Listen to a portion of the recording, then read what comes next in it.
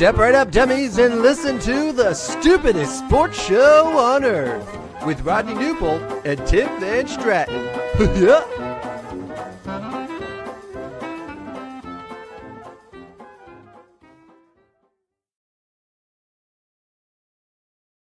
Well, hello, dummies, and welcome to episode number 137 of the stupidest sports show on earth. My name, as you all know, is Tim Sweet Lou Van Stratton. Alongside me tonight is the self-proclaimed leader in NCAA Tournament tweets, Mr. Rodney Newpol. Happy March Madness. I think it's official. I think it's official. So. I think it's official. Yeah. I'm good, man. How are you? We always talk about the weather, and I don't really care. It doesn't matter. It doesn't matter. Weather's great. It's great. Yeah, like that's it. Unfortunately, it's really nice, but I just don't care. I don't care. I'll touch grass on Monday. I mean, we've seen 12 games today. Pretty good ones. Nothing shocking to me, really. Wisconsin losing. Not overly surprised. I mean, High Point's got the longest winning streak in the country going, so not a big surprise there. North Carolina losing. Not a huge surprise. Caleb Wilson's out for them. VCU scrappy. Maybe the surprises because I not to toot the horn this early in the show here, but I did have both of those in my bracket. My one bracket, which again, that's the rule, only one bracket. VCU and High Point. But maybe the surprise was how they won because both of them were comeback efforts. VCU in particular. I thought VCU was dead probably about 14 minutes into the first half. It was dead. Yeah. What was UNC up by? What was their highest, their largest lead tonight? Because I want to say it was maybe close to 20, if not 20 plus. Yeah. That's a lot. I think it might have got to 17, but it was pretty close to 20. And yeah, you're right. Like they looked pretty dead in the water. And then North Carolina just stopped. They I don't know if they ran out of gas. They couldn't score. Overtime, they couldn't score. It was an ugly finish. And there's calls for Hubert Davis to no longer be the coach there. It'll be an interesting offseason for the Tar Heels. Like that's a organization, a program, a institution that getting to the tournament is just not okay. You got to win games. It's the Tar Heels. So it'll be interesting. You know, it's funny. It's they're just a couple years ago, they looked like they were on their way waltzing to a national championship before a certain team in Kansas had something else to say about that. But yeah, like last year they were a play-in team. I think that was really bad, but that a lot of people thought could go on a run, but their tournament obviously ended very early. And then this year, like a 6 seed who was very vulnerable. Now the Caleb Wilson injury obviously is huge, but they were a 6 seed. A lot of people thought that they were going to lose to VCU. They had a big lead. They blew that lead. They didn't execute well down the stretch. And yeah, you're right. Like at some point you have to look and say, where's this program going? Are we getting passed up? Now I'll say like UNC's never had a bad season under Hubert Davis, right? He's been a tournament team every year. They nearly won a national championship with him, but yeah, I think you said it best. They're one of the exceptions where that's not the goal. The goal is to be a perennial Final Four contender, and more often than not, they're sort of like middle of the road. Yeah, no, it's just not acceptable to lose in the first round. And so, I mean, our buddy Aaron and I talk about the coaching carousel quite a bit when I do my 9 o'clock, little snippet on weekdays. What's the name of that again? Breakfast and Brackets. Might even turn into breakfast and baseball here in a couple weeks when baseball's here. If you want to ever get on at 9 in the morning and talk a little baseball, but anyways, we talk about the coaching carousel quite a bit and how it's going to heat up over the next couple of days. I mean, Brian Hodgson over at South Florida was kind of a hot name. Yes, they lost, but he turned down the Syracuse job allegedly. We'll see if that changes. And now, if Hubert Davis is fired on Monday or even sometime this weekend, Now we're really talking. We're really talking a lot of changes going on in college basketball. But let's talk the other side of the state. What in the hell, Duke? Yeah, that was that made me uncomfortable. Like at some point in the second half, because I kept thinking, even the first half, Siena was up by 11 points, and I was like, okay, whatever. Like Duke will turn it on, and eventually Siena just totally ran out of gas, stopped scoring, and allowed Duke to crawl back into the game. But I'm sitting there, and I was like, hey, there's only 5 minutes left. It's a 1 game. This is not acceptable. This is not a good place to be. And you compare that with Michigan, who Michigan was being tested by Howard, who was an even larger underdog than Siena was. Howard was 30 and a half, 31, something around there. That was a 4-point game at halftime. And yet in the second half, at one point, Michigan was up by about 30 points. I was like, okay, that's what a one should do. But yeah, Duke just never pulled away. Like the Boozer kid had trouble. He didn't look like a guy who is in consideration for the top pick in the NBA draft when Siena is giving him trouble. And yeah, that's a huge concern. That was very concerning for Duke. That's one of those that when you put your brackets together, and I've got Arizona and Duke in the finals. And, you see this on the first day and the first half of the first day. And you're like, oh my brackets would be shot at that point. But it's like, but that would be so funny if Duke lost, right? Like that's a national title contender. And you guys in our nerd group, our friend group, kind of debate and disagree with me, but I will stand to it. That would be by far the most shocking loss in sports. Yes, more than Virginia to me. Yes, more than Purdue for me. It's Duke. It's the brand. Duke is the overall favorite, coinciding with Arizona to win this thing. I don't know as if Virginia and Purdue, they were contenders, but I don't know if they were like the favorite. Were they? Well, I can't remember exactly. Purdue honestly might have been. Yeah. Or if they were sort of where Arizona is. They're like the first or second team going in. But as far as like Virginia, I don't think Virginia was the overall top seed. But the reason that I wanted to say, hey, maybe the Virginia loss would be more is because like we had never in the entire history of the NCAA tournament had seen a 16 beat a 1 ever. Yeah. And Virginia is facing UMBC, who I'm sure 98% of college basketball fans had no idea what UMBC even was. And UMBC not only beats them, they stopped the piss out of them. Yeah. And like that was just an absolutely like collective where were you moment when that happened. And I think that you're absolutely right in the sense that Duke is a huge brand and what Duke represents and where they are in all these people's brackets. They're my national champion this year. There are a lot of people's like that would be the surprising thing, but just the novelty of what happened with Virginia all those years ago, I think really just stands out because that was the first. We'd never seen it. And with Duke, it'll have been the third time in less than 10 years. Yeah.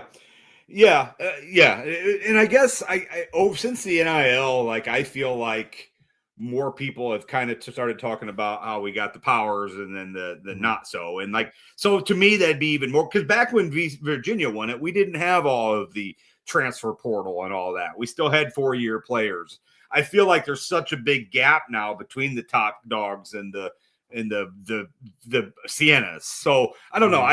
To me, it would have absolutely been the most shocking result I've ever seen. But Duke came out a winner. Now they got TCU, who came away with a winner over Ohio State.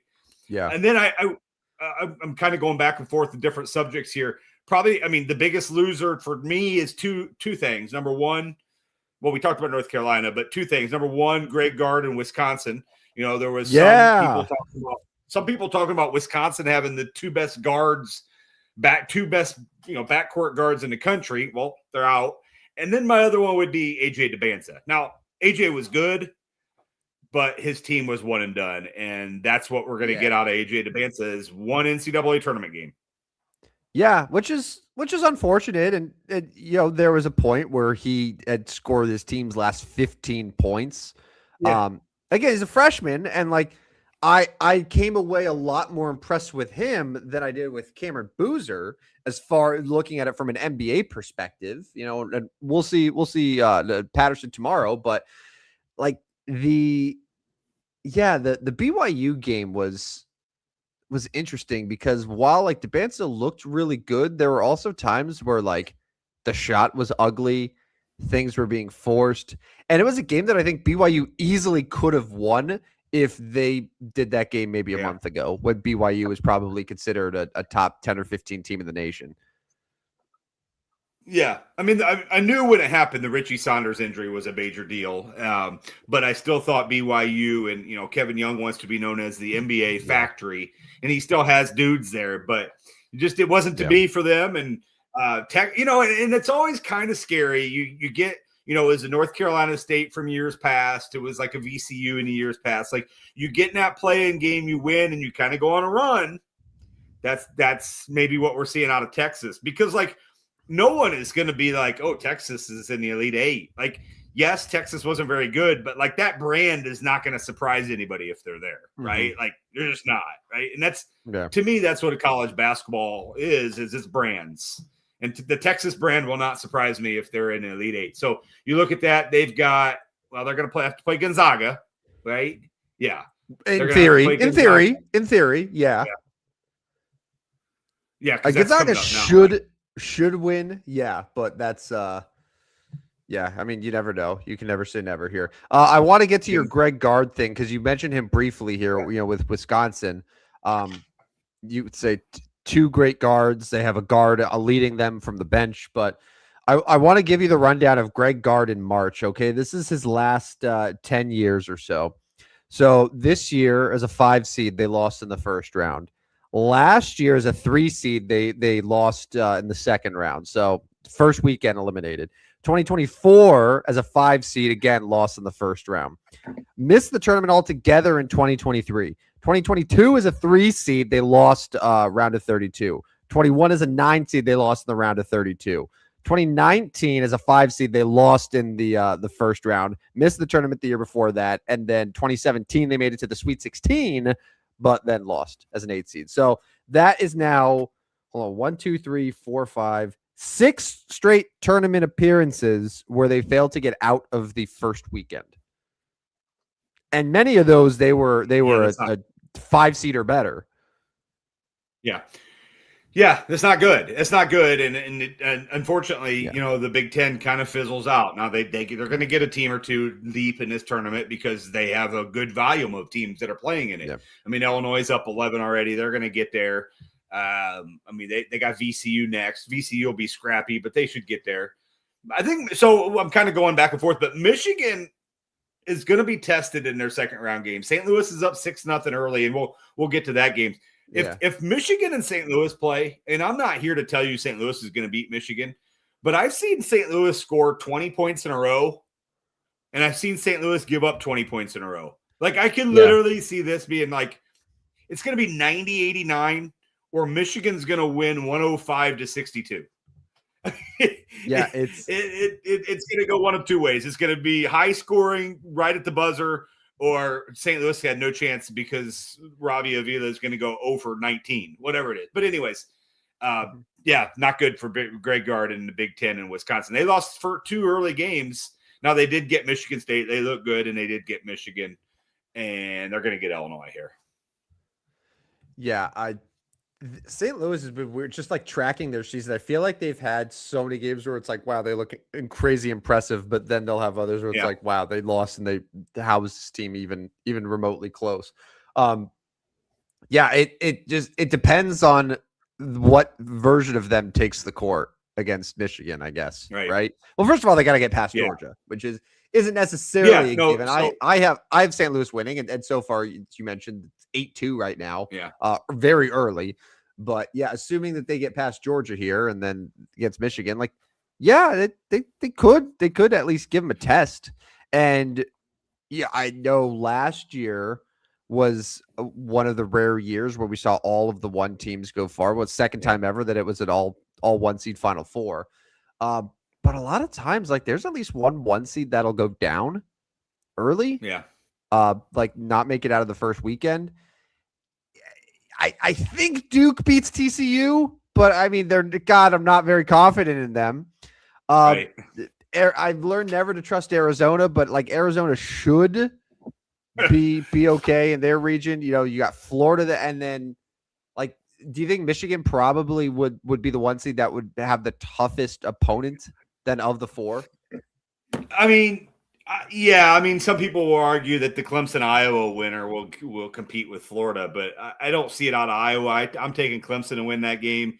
Clemson's kind of one of those underlooked ACC teams. I mean, we saw Louisville out of the ACC look pretty dang good today. So, but North Carolina didn't look all that good. So, yeah, I mean, I would think Florida or Michigan would be that opportunity for that. But, yeah, current games, Illinois is up 26-15.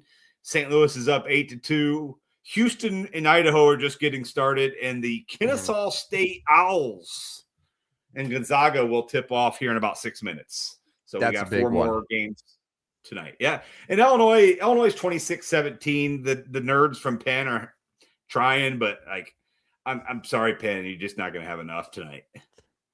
My shameful admission. I'll say it because I'm an honest man. I have integrity. Yeah, I don't do it. Don't say this. Don't why? do it. Why? Go ahead. It's fine. I learned right before tip-off when they showed him on the camera that Fran McCaffrey is now the head coach at Penn. Hey, I knew that he was no longer with Iowa. I was very aware of that. Yeah. I also thought Thad Matta had been the coach of Ohio State all these years. You did. Yeah, so your college basketball interest lies with if Bradley's good and then when March gets here. Yeah. No, it's a very competitive Bradley team and then March Madness. Yeah. But like I love it. Like I love March Madness. I've seen it like every second of every game. Yeah. And I'm good with that. I mean, I don't follow F1 and that's yours. I don't. Yeah. I mean, you're a European soccer guy. I don't know anything about that. You like the NFL draft? Love the NFL draft. Oh, buddy, thank you for bringing that up, man. This is a perfect night for it. There's a lot of murmurs that Jeremiah Love to the Giants might be happening, if you can believe it. Why? They want to run the football. John Harbaugh. I don't know if you know this, man. He's a football man. And football guys want to run the ball. They want to run. And they tried hard to get Kenneth Walker in free agency. That didn't work. The way that they've built their team indicates that they want to run the ball. They got the fullback from Baltimore. Like they're going to run, and Jeremiah Love could be a guy where he mix him and Cam Skattebo together. Help Jackson Dart. That's an identity right there. But we got enough to talk about besides NFL draft tonight. I'll give you a break. All right. Tomorrow's games. I'm going to run them down. You're going to tell me what interests you the most. All right. Yeah. Santa Clara is a 3.5-point underdog against Kentucky. Akron is a 7.5-point underdog against Texas Tech. The LIU Sharks are a 30.5-point underdog against Arizona. Wright State is a 17.5-point underdog against Virginia. Tennessee State, 24.5-point underdog against Iowa State. Hofstra, 11.5-point underdog against Alabama. Utah State's a 1.5 favorite against Villanova. Miami, Ohio is an 11.5-point dog against Tennessee. Iowa is -2.5 against Clemson. Northern Iowa is about a 10-point dog against St. John's. UCF, Central Florida, is a 5.5-point dog against UCLA. Queens is not in New York, is a 25.5-point dog against Purdue. Prairie View is a 35.5-point dog against Florida. Cal Baptist is a 2-touchdown underdog against Kansas. Furman is a 3-touchdown underdog against UConn. And the final game of the night in St. Louis, Missouri is a 1.5-point underdog against Miami. Out of those games, what sticks out to you the most? First of all, where is Queens? If not in New York. Queens is in Charlotte. Okay. The Queen City. All right. I like it. Queens is in Charlotte. Yes. So there was a Purdue player, Oscar Clef, and he's not American. He was interviewed after Purdue won the Big Ten tournament, or after the selection came out, and they said something about, oh, okay, what do you know about Queens? And he was like, well, they're in New York City. And the reporter's like, no, actually, it's in Charlotte. So that kind of went a little bit viral. But anyways, it's in Charlotte. Well, there's a couple games that I'm very interested in. Number one is, I don't know if you know this, but Miami of Ohio lost one game this year. Yeah, and they were fun last night.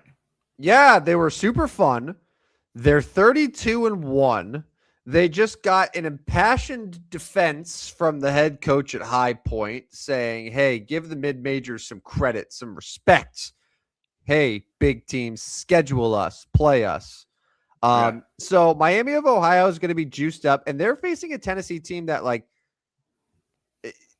historically, not a great tournament team, not a great tournament coach. And they're an 11.5-point dog.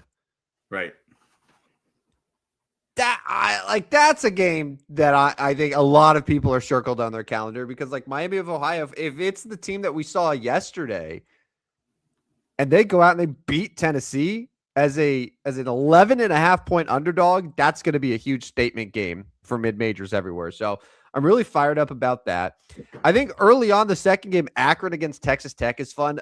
Akron is, and maybe it just worked out bracket-wise, but not only do I think Akron wins, but John Gross and the Zips could be a Sweet 16 team, just based on the way that the bracket falls for them in the Midwest region. So I'm very hopeful that Akron can get the dub tomorrow. So I would say them, Miami of Ohio, are like the two big underdogs that I'm looking forward to.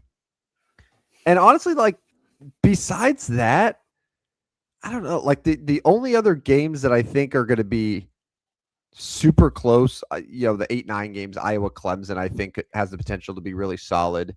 I think Missouri Miami, that final game of the night, it's only a 1.5-point spread in Miami's favor. I think that one could be a lot of fun too, just to close out the first round when everyone's all gassed and tired, and then, like, that game is gonna make everyone wind up again. So it's a good combination. I think that we're in store for a very, very fun day once again. Yeah, I'm interested in how Alabama will respond without their second leading scorer. Yeah. Hofstra's a sexy upset pick. Alabama can really score, so Hofstra's going to have to run with them. But if Alabama can't find some depth off the bench, which I think they have enough, but I'm interested in that. And I know Wright State, some people are talking about Wright State as kind of the best opportunity as a 14 to beat a 3. I'm not really buying it, but I'm wondering if Virginia, because, you saw the ACC with North Carolina get beat, Duke didn't play all that well.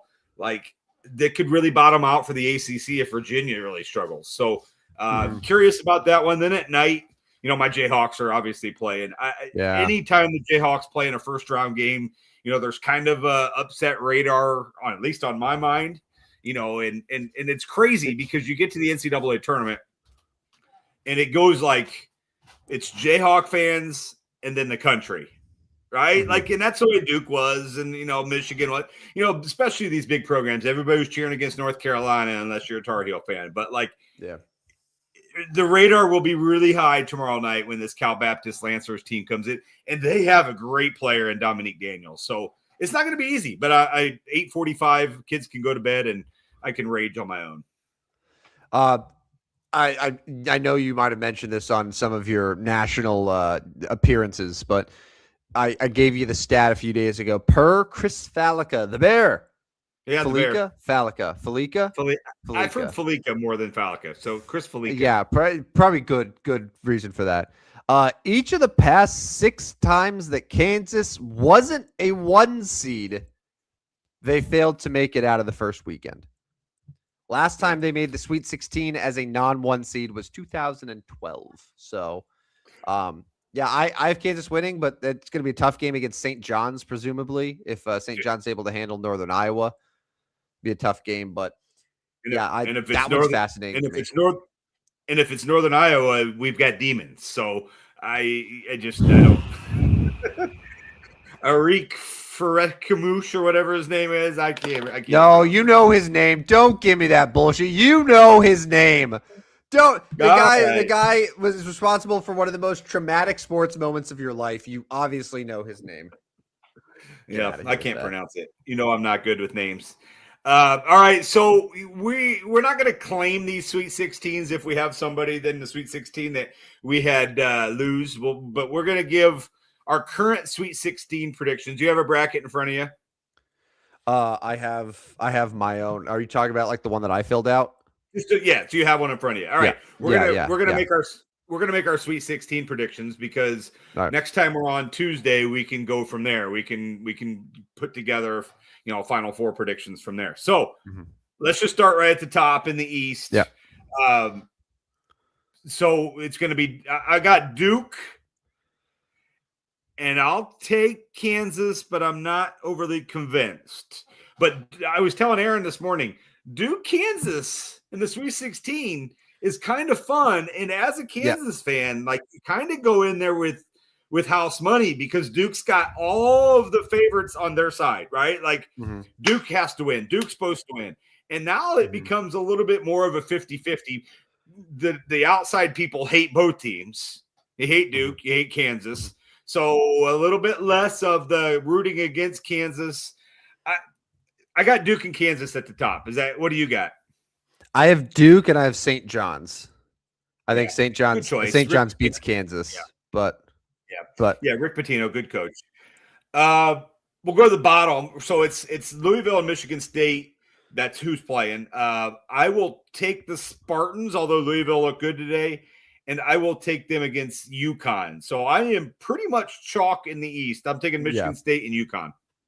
Yeah, my bracket. Okay. Yeah, I have Michigan State against UConn. And man, but like there's a scenario here, Rodney, where you can have Duke, Kansas, Michigan State, and either UConn or UCLA all in the Sweet 16 in the same region. Like you want to talk about blue bloods, like that would be nuts. Yeah, it'd be fun. Yeah, that's a good one. Tickets that's would be sky high right there. Tickets would be sky high. All right, let's move to the South. Florida hasn't played, but I will take Florida to get by Prairie View A&M and then Clemson or Iowa. And I don't know, man. I think I'm going to take Nebraska to beat Vanderbilt. Nebraska, man, they were heaters today. Vanderbilt played well too, but I'm going to go Florida and Nebraska at the top. I'll stick with what I had, which was Florida against Vanderbilt. But boy, Nebraska was super impressive today. They were super impressive. Yeah, I'm with you there. I watched it. I was like, oh, they don't seem like a one and done type of team this year. But like Vanderbilt, I think a lot of their like peripherals and their stats were really impressive, which is why like I picked them. But yeah, I wouldn't be surprised at all if it's Nebraska. Yeah. All right. Bottom of the South. It's going to be VCU. I mean, Illinois and Penn are in a couple possession game here. I assume Illinois will win. I'm going to take Illinois, and then at the bottom of the East, which is going to be Texas A&M, so Texas A&M and Houston would be an interesting matchup because that's an interstate rivalry there. Regardless, I'm going to take Houston. So I got Illinois, Houston. That regional is in Houston. So Illinois would go on the road to Houston to play Houston. We'll talk about that game later, but Illinois-Houston's my Sweet 16 matchup. Yep, that is what I still have. I'm still sticking with it. Illinois-Houston and, the potential of a Houston-Florida rematch. Not a national championship, but a date to go to the Final Four would be quite fun to see that again. Let's move to the other side on the West. I've got Arizona, and so Arizona at the top. I think they can beat Long Island. I think they'll beat either Villanova or Utah State. And then we've got High Point in Arkansas. Flynn Clayman is now one of your favorite college basketball coaches of all time coming from the Didn't know top his name. ropes, not once, but twice to pick on the big boys. Didn't need to. Flynn. Didn't know his name, but what is it? Chase Flynn. Johnston? Is that number 99? Yeah, 99. Yeah. Amazing. Coach. Amazing. Can we go back and redo our Mount Rushmore of 99s that we did a few months back? So High Point's got the longest winning streak in the country, and they are going to compete with Arkansas. Darius Acuff's a better player, the best player on the floor. I'll take the best player. I'll take the veteran coach. I'm going to take John Calipari and the Hogs to eliminate High Point, sadly. I'm desperately rooting for High Point, but I will stick with what was originally in my bracket. That was Arizona and Arkansas. So that's another game, High Point, Arkansas, where it's going to be Hogs versus the world, right? Like, people don't like John Calipari, right? There's no reason to like John Calipari unless you are a Kentucky, well, not even Kentucky anymore, an Arkansas fan, or you like the Caliparis. So it's going to be rooting interest 99% to 1%. Now, Hog Nation does have a big crowd, but the rest of the country will be for High Point. That's not a 50-50 game. All right, and then so the bottom, we are going to have Texas against, I don't know, we're assuming Gonzaga, although Kennesaw State off to a 6-2 lead against Gonzaga. Houston's up 10 on Idaho, so, I mean, that's pretty much Sharpie at this point for me. But anyways, I will go bottom of the South. I am going to go – I had BYU, but I'm going to go Gonzaga against – and then the bottom, we've got Miami, Missouri, Purdue, and Queens. I'm going to take Purdue. I had BYU, but just to lose in the second round. So I'm going to stick with Gonzaga there to continue on to the Sweet 16. And my first, I guess, big upset here, and I don't know, maybe this is foolish, but after seeing the football team nearly win a national championship, perhaps the Miami basketball team gets a little inspired. They've played well, and you look at Miami's season this year. All of their losses were super close, like very close. Like they're a team that I think is used to playing in big games. The coach there has done a really solid job. I think they're going to upset Purdue. That's my big prediction. So I'll have Gonzaga against the U in the Sweet 16. Now, you realize when Miami and Missouri get together tomorrow, that's in St. Louis, which is 100 miles from the Missouri campus. Mm-hmm. 100 miles. An hour and a half drive from Columbia to St. Louis as the 10 seed. I hate to tell you this, but Miami doesn't really have home games anywhere, not even in Miami. Yeah, I don't think that it'll matter for them. Yeah, you're right. All right, we move to the Midwest. Michigan against either Georgia or St. Louis. Currently, the Billikens have a 21-12 lead over the SEC Bulldogs. Billikens need to get that one because SEC's had a good day so far. Arkansas, Vanderbilt, Texas A&M have all picked up wins. So,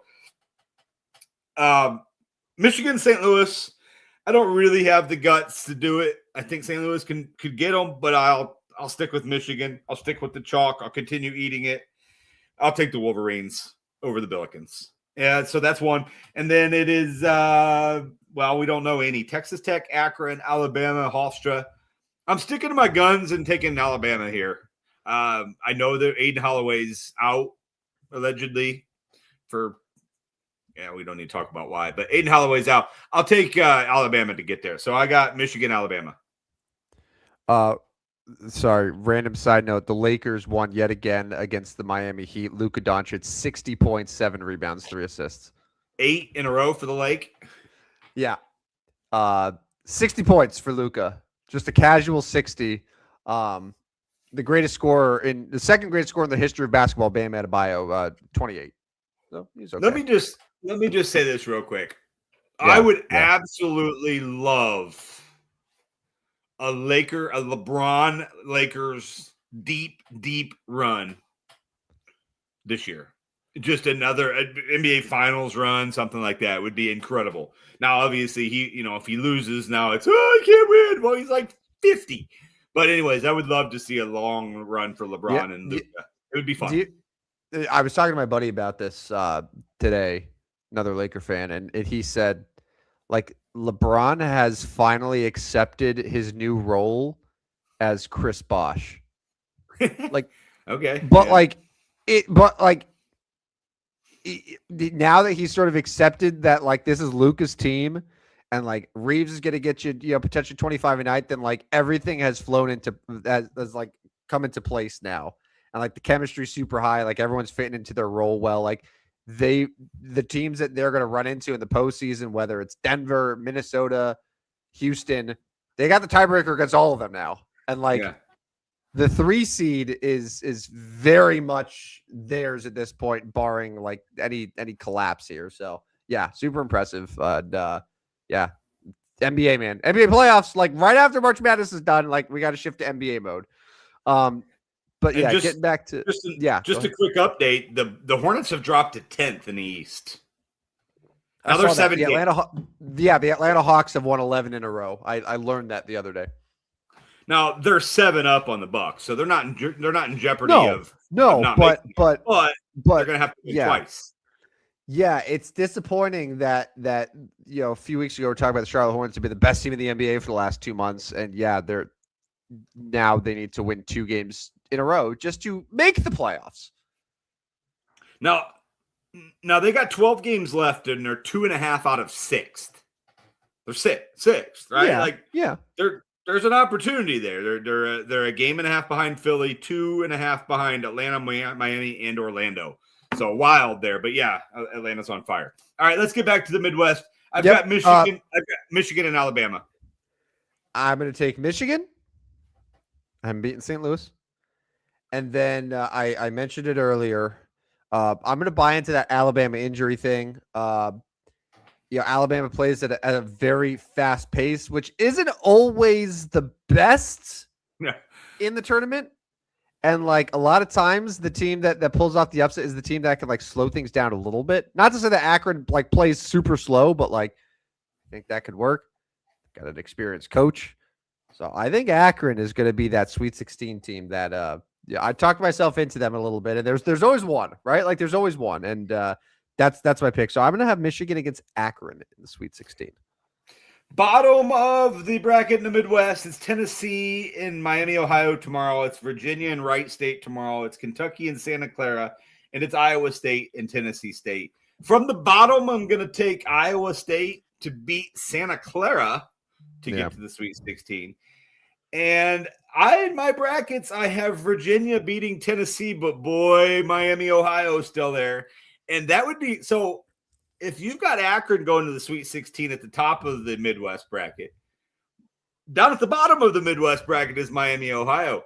Get to that Sweet 16 and you got Akron playing the first game and Miami, Ohio playing the second game.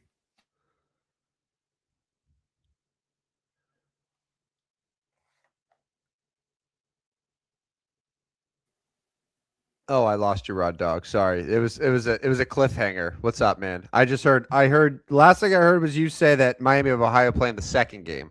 Yeah. No, if you got Akron playing in the Sweet 16 in the first game, Miami, Ohio in the second game, that's some fun action right there. 2 MAC teams in the same Sweet 16. Yes. But anyways, what's your bottom? What's your bottom of the Midwest look like? I would love that scenario. Unfortunately, we have the exact same in the bottom where it's Iowa State over Santa Clara, Virginia over Tennessee.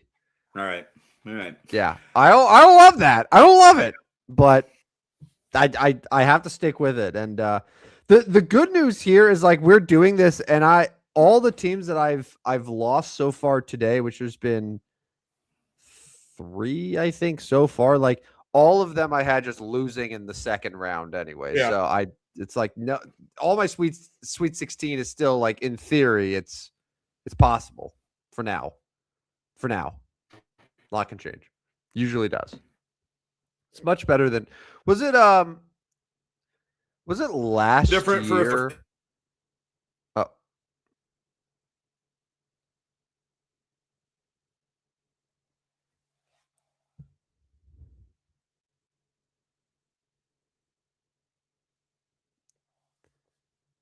I think we lost the Rod Dog here.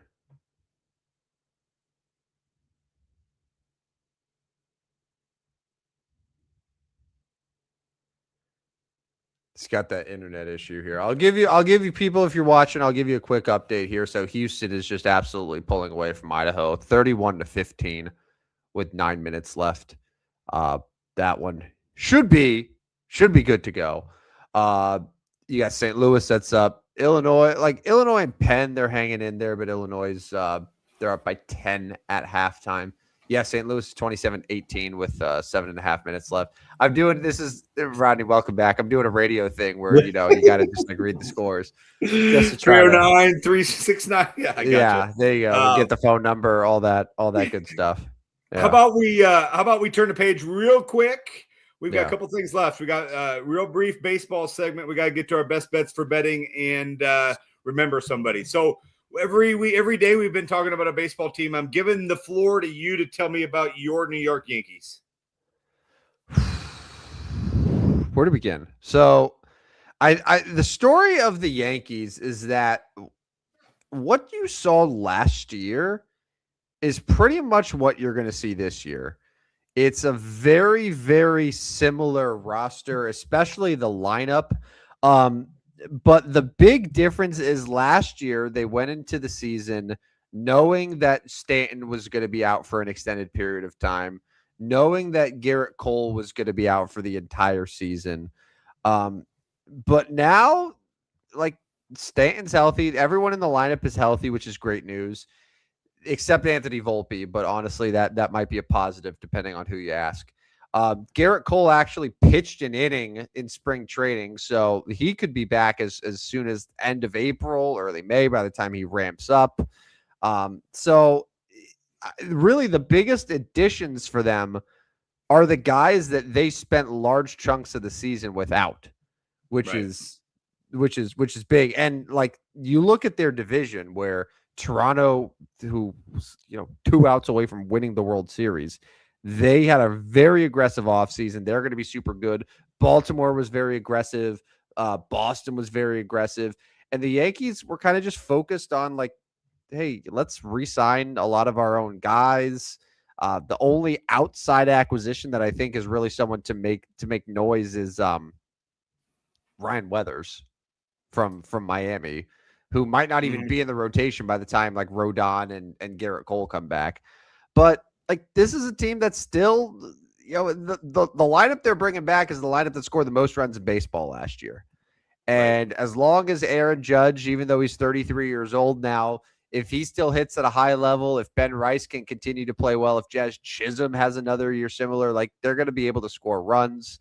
My biggest concern, though, with them is probably the bullpen, where before David Bednar, there's not a lot of guys in that bullpen right now that you feel really good about.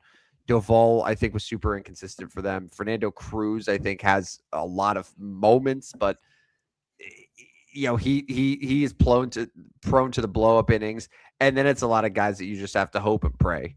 So, we talked about this a little bit ago. Their over under was sitting somewhere around 90 and a half, 91 and a half, and I was kind of leaning under, unfortunately, but that's just sort of my read on it, especially when you look at how the rest of the division is shaping up.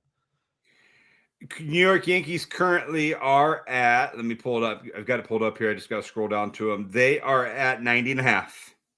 Yeah, 90 and a half. So, yeah, they won 90, it was 94, 95 games last year. Yeah, I would probably say they're a playoff team. If whether that's wild card, whether it's division, that's TBD. Just depends. Maybe if Toronto falls off and a lot of those guys come crashing back to earth, then yeah, I think it lines up really nice for the Yankees. But yeah, I would say 89 or 90 would be where I put them. So technically, I guess I would go with the under. Yankees Giants Wednesday night. Yeah. Opening night. We are 6 days away. So Tuesday's show, we are going to have to spend a little more baseball time. Probably going to be our prediction day, unless that's opening day. Whatever we want to do for that. Yeah, we're going to have to do some baseball predictions, and hopefully they're better than last year, where I predicted the Rangers and the Braves to be in the World Series, and you predicted I think the Royals and I don't know who. It didn't happen. No. All right, let's get to our best bets for betting because this is a little bit better for me. All right, I'm just gonna real briefly because these games were a Fire week them off. ago. Fire them St. off. Louis beat George Washington by more than 6.5. 1-0. You took Florida to beat Kentucky by 10.5 or more. Lost. Bad. I took Wisconsin to cover 8.5, and they won the game straight up against Illinois. Yeah. You took Seton Hall to cover 7.5 against St. John's, and it didn't happen. They got blown out. I took Iowa State plus 4.5 against Arizona, and Arizona won at the buzzer. So Iowa State covered. I was 3-0. You started 0-3 because you had Miami plus 4.5 against Virginia. That was a loss. I finally cooled down. Blues, Oilers over 6.5. It ended at 5. Didn't win. That was a game, by the way, that I think started off really hot. Yeah. And just cooled down. Where like same as this one, where this one started really hot and then cooled down. You got it. Kings Isles under 5.5. You got it. So you got your first one. You were 1-3. I was 3-1. Rockets won against Pelicans, but only by 2. So did not cover that one. And then the World Baseball Classic, you liked Puerto Rico to beat Italy, and Italy beat Puerto Rico. So I went 3-2. You went 1-4. Yeah. That means I am 70 and 75. You are 71 and 74. So you are one game ahead of me. Congratulations. Shout out, by the way, to Venezuela. That was a fun game the other night. World Baseball Classic. Did you get excited? Did you enjoy it? I watched a little bit of the end of it. We didn't have a show Tuesday night because I had some plumbing issues, like legit. Not like body, like people will talk about, I had plumbing. No, I had real plumbing issues, little drain issues, and it cost me some money to get it fixed. We actually had people here working on it until almost 11 o'clock. So I had the World Baseball Classic on TV. We weren't able to do the show. Sorry about that. But anyways, I saw like the 8th and 9th inning is about it. I knew the score. I knew Bryce Harper tied it. I followed along. It just wasn't something I was able to watch much of. But anyways, you have a 1-game lead on this. Let's do this week's bets. All right, I'm going to go first. These are all NCAA tournament games. St. Louis is up 39-20 against Georgia. They have almost doubled up the Bulldogs here with 4 minutes left, and Kennesaw State is up by 5 against Gonzaga. I hope both those scores hold. So Mark Few is a first-round automatic. I mean, so we talk about how good he is in the West Coast Conference Tournament. He almost always wins his first-round games, too, at Gonzaga. Let me pull that up real quick. Mark Few, they have not lost the first-round NCAA tournament game since 2008. They've gone 16 straight seasons winning their first game of the tournament. Now, I get it. They're mostly favorite, but, like, people want to talk about Gonzaga and, like, they play in a weak conference and they have a good record. And they but they win first-round games, right? Like, that's a pretty big deal. 27th season for Mark Few. He's 44-25 in the NCAA tournament. That's pretty good. I know he doesn't have a natty, but 44-25 is pretty good. As a quote-unquote mid-major. Yeah. 70th NCAA tournament game for Mark Few. And one more thing on Mark Few. I know we're not in the West Coast Conference anymore, or maybe, like they're done. He went 56-6 in the West Coast Conference tournament. 56-6. That's pretty good. All right. Anyways, here are my best bets for betting. I'm going to rattle them off. You're going to rattle them off because we have somebody we need to remember. And then I want to watch the rest of the games. All right, here we go. Santa Clara tomorrow morning, 3.5-point dog. I will take them. I'm also flirting with the idea of taking the money line. But for best bets for betting, I'll take them at plus 3.5. I will join you in the John Gross situation there. Akron taking on the Red Raiders of Texas Tech. I do like Texas Tech. I wish they were healthy. Not only is JT Toppin out for the year, but Christian Anderson is also banged up. So I don't know how that one's going to work out. I will take the Zips to cover there. I'm going to go with Hofstra, Alabama, over 158.5. That's a lot of points. That is correct, but we have seen a few games get to that point this tournament already. Louisville and South Florida got in the 150s. High Point and Wisconsin got in the 160s. Arkansas and Hawaii scored, 175. Michigan and Howard got to 181. So it can happen. I think this is going to be a high-scoring game. I'll take the over. I will take Clemson plus 2.5 in their game tomorrow. They have I forget who Clemson. Oh, they have the Hawkeyes. I'll take them. And then I'll take Cal Baptist, the Lancers, to cover that 2-touchdown spread against the Jayhawks. All it takes is one, Kansas. All it takes is one. You can just win by one. Don't care about the spread tomorrow in your game. Just win by one. That's my best bets for betting. All right, I'll make this quick. Virginia, Wright States. No Virginia games are ever fun to watch. They're not the type of team that's just going to blow out their opponents, but maybe Wright State just forgets how to score. I don't know. But 18.5 is a pretty big number, so I'm going to just take a risk there. Iowa State, a big favorite against Tennessee State. I think that Iowa State's going to roll past them here. They are a pretty popular Final Four pick. They're one of my Final Four picks. Miami of Ohio, I mentioned it earlier, 11.5 points against Tennessee. When will the disrespect end? When? It's not over yet. It's going to keep going, but hoping that the Red Hawks not only cover, but maybe they'll win outright. That would be fun. St. John's against Northern Iowa, 9.5 point favorite. I think the Johnnies are going to roll. And then Miami, Florida, as a road team, I think we could say that as a road team against Mizzou, 100 miles away. I don't know if you knew that, Rodney. 100 miles away. They're going to be playing in St. Louis. But the Hurricanes are equipped to play anywhere, well coached. It's a good team, solid team, consistent team, and they'll win. They'll cover the 1.5 points. Okay, I am 70 and 75. You are 71 and 74 on the season. All right, let's do the final feature of our show that we've been doing since the Mount Rushmore came to an end. And tonight's Let's Remember Somebody is... Remember Dale Murphy? So I know Dale Murphy. I can't say I remember him, though, because his career ended the year after I was born. Yeah. But I know Dale Murphy. I know that he spent a lot of years hitting homers with the Atlanta Braves. I know that he won a couple MVPs. He won 2 MVPs in the National League. 2 MVPs, back-to-back MVPs. Yeah, back-to-back MVPs. I know that he finished 2 homers shy of 400 for his career. And I know that he is considered by a lot of baseball fans that are a little bit older than us, one of the best players who is not in the Hall of Fame. And part of me wonders, Rodney, if he would have hit 2 more homers in his career, if Dale Murphy would have been a Hall of Famer. Oh, yeah. 7-time All-Star, 2-time MVP, 5-time Gold Glove, 4-time Silver Slugger, 2-time home run leader, 2-time RBI leader. A pretty dang good player.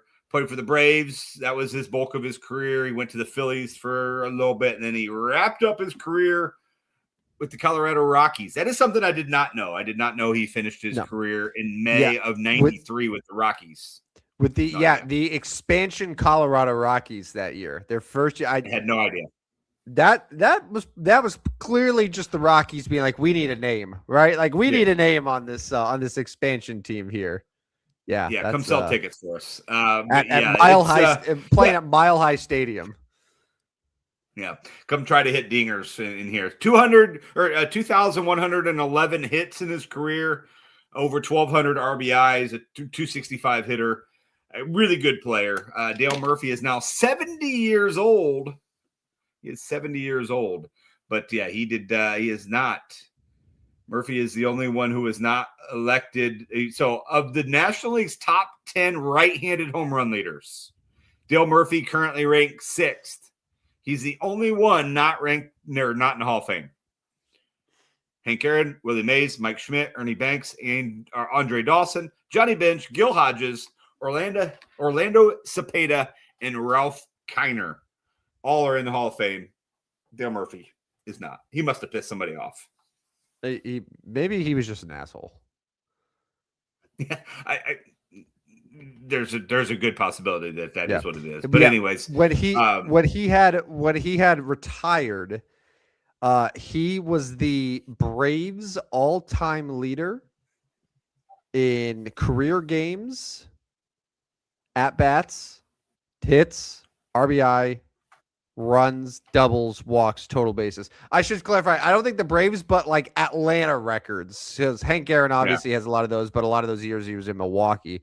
So yeah, the Atlanta record. So like, yeah, honestly, one of the all-time Atlanta sports greats, and definitely has a Hall of Fame case for sure. But I'm looking now at the 1993 Colorado Rockies, and honestly, not as different as I thought they would be from like the Rockies that you probably remember in the late 90s. Yeah. Dale Murphy has 8 kids. Whoa, 8. Dale, my man. 7 boys and a girl. One daughter named Madison. The rest of them are boys. So Dale has been busy after his career is over. But anyways, that's who we're going to remember, Dale Murphy, today. All right. Let me remind you, if you are waking up tomorrow and you want a little college basketball talk, Aaron Ferguson and I will be on 9 a.m. on the Twitter Spaces, Breakfast and Brackets. We've had a guest last couple days, a HBCU guy, been talking about the current teams that are in. Tennessee State will play tomorrow. He gave some insight on them. Howard was one. They got eliminated. And Prairie View A&M. So if you are interested in some of those, we'll get other random people in. But we will be on tomorrow, 9 a.m. Central Time. It's 25 to 30 minutes if you want to talk college basketball. So that's out there. Make sure you follow us on Twitter. It's not X. That's probably how you're watching the show. And also my Substack, up and down, over 500, but up and down. Need to be better. I got to do better. But anyways, that's my PSAs for the night. All right. Sounds good. Well, thanks to everyone who tuned in tonight. Idaho has stopped scoring points. Houston's up by 24. Gonzaga is back and forth right now with Kennesaw State. They just went up, took a 1-point lead. St. Louis up by 15 right now against Georgia, and Illinois is coming out of the second half here, trying to extend their 10-point lead against Penn. Fran McCaffrey and those Quakers. Yeah, that's Fran. Yeah, he's back. Fran has not had a lot of tournament success. He has not been out of the first weekend. No. Angry guy. Just go. You know what the problem is? He going to Penn, like Ivy League, all stuck up, living in the Northeast. Like he needs to go somewhere warm where he could just hang out. Like he needs to become like the new like Arizona State coach or something. Bingo. Take over for Bobby Hurley. You're right. Yeah, like that's a spot for Fran. He just needs to let loose. Just relax, dude. It's just a game. Yeah. All right. As the kids would say, it's not that deep. Not that deep, bro. Not that deep. All right. He is Rodney Newpel. I am Tim Sweet-Lou Van Strat. Thanks to everyone who hung out with us tonight. We'll be back Tuesday, assuming there's no plumbing issues. We'll be back Tuesday night, 9 p.m. to talk college basketball, preview the Sweet 16. Probably talk a little baseball because that's happening. And hopefully sneak in some NFL draft in there too. But until then, have a great weekend, everyone. Enjoy the rest of the tournaments, and we'll talk to you next time for another edition of the Stupidest Sports Show on Earth. See you guys. See ya. Step right up, dummies, and listen to the Stupidest Sports Show on Earth with Rodney Newpel and Tim Van Stratton. Yeah.